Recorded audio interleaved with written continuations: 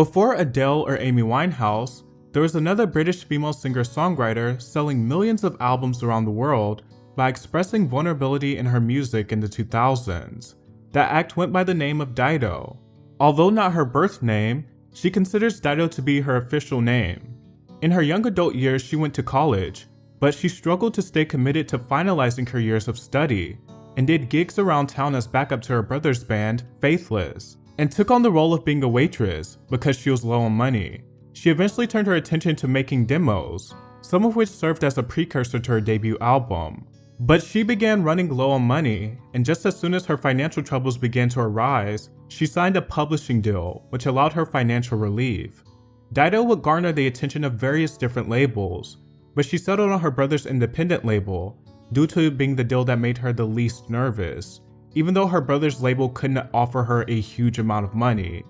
She also managed to work out a deal with Arista Records, since famed executive Clive Davis expressed interest in her. But she mostly remained faithful to her brother's label and her friends when it came to her working relationship. Her debut album No Angel was a slow rise. Due to label politics, the album came out only in America at first, in the year of 1999. Dido was well received as an artist known for a distinctive husky and mellow voice, and a more stripped-back melancholic singer-songwriter approach to her music. The album spawned 5 singles, including the highly successful song titled Thank You, which is known as her signature song and experienced chart success in multiple countries. Lyrically, the song is just about going through a rough time and having that one person that makes you feel better. The song was later sampled by Eminem in his milestone song, Stan. Stan was an extremely controversial song, accompanied with an extremely controversial video. The word Stan is said to be a combination of the words stalker and fan, and in the song, Eminem plays this character of an obsessed fan of his that just goes too far. Dido's part in the song basically acts as a backdrop to enhance the mood of the song and its eeriness. Stan blasted to the top of the charts all around the globe.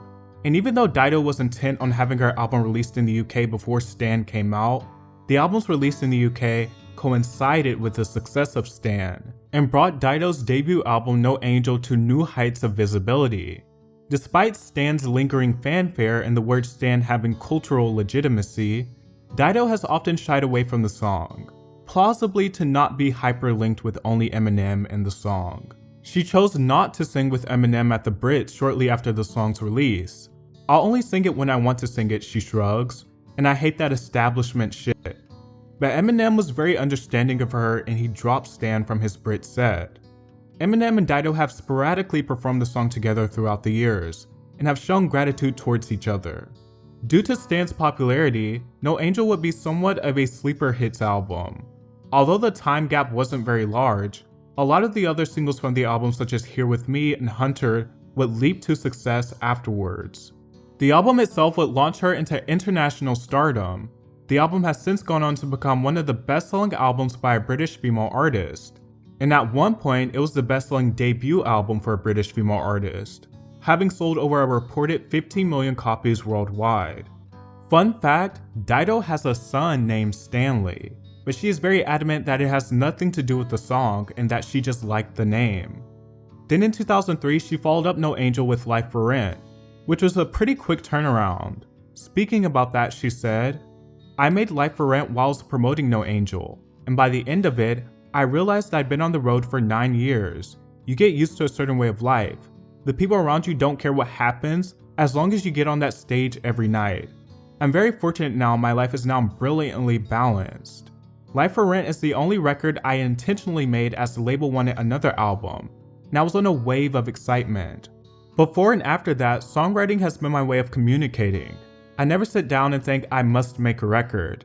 I just write songs until I think there's a body of work there. She struck gold twice with Life for Rent.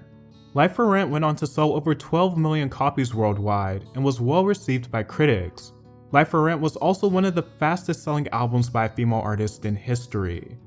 The album produced 4 singles, including some of her most well-known songs, such as White Flag and Life for Rent, which were additional international hits. White Flag is a standout and one of Dido's most somber songs. It's a stunning ballad and often referred to as one of her best. Her first 2 albums were ranked in the top 10 best-selling albums of the decade in the UK. Her third studio album, Safe Trip Home, released in 2008, took a bit of a different turn though. Although it was critically well received, there was something much more low-key and faint about it, which for an artist like Dido, who tends to be less flashy in general, only makes her more understated. Several reviews of this album, including Billboard, stated that there isn't a standout single on the album, although it is a fully realized album. The cover doesn't even have her face on it, and Dido filmed several short films to accompany the music. So it seemed that Dido was more focused on telling the story of the music and album than garnering a hit single for this album. Dido also did not tour the album because the album was written about her deceased father. A 5-year hiatus followed after the release of Safe Trip Home, and she returned in 2013 with an album fittingly titled Girl Who Got Away, which placed her back in the top 5 of the UK album charts. The album also had a collaboration with Kendrick Lamar titled Let Us Move On, a crossover that certainly wouldn't be expected, but brought a more modern appeal to Dido's signature sound. She proceeded to release a greatest hits album shortly after her 4th album. The release of her greatest hits album meant that she had completed her record deal with Sony Music and was finally an independent artist again. I'm like an overexcited kid, she told HitFix. I have so many ideas. I can do this, I can do that. I'm like, take a breath. Dido also mentioned that she was focused on her husband and child, which led to her lengthy hiatus. Dido returned in 2019 with her first independent body of work, titled Still on My Mind, which topped the independent music charts and expanded upon her electro-folk sound. Dido revealed that she's a very unintentional person. I don't really have a big plan and I'm not very good at thinking past next week. But what happens is enough songs come together that I start feeling like, oh, I just love people to hear this. Dido never seemed interested in being the massive, oversaturated pop star, and quite frankly, that was never her appeal. Dido has also been extended into other pop stars' work, a circumstance that seems to remain a constant in her career. Besides the Eminem song, she co-wrote the 2002 Britney Spears hit, I'm Not a Girl, Not Yet a Woman. Rihanna's Never Ending, taken from her 2016 album Anti, also samples Dido's Thank You.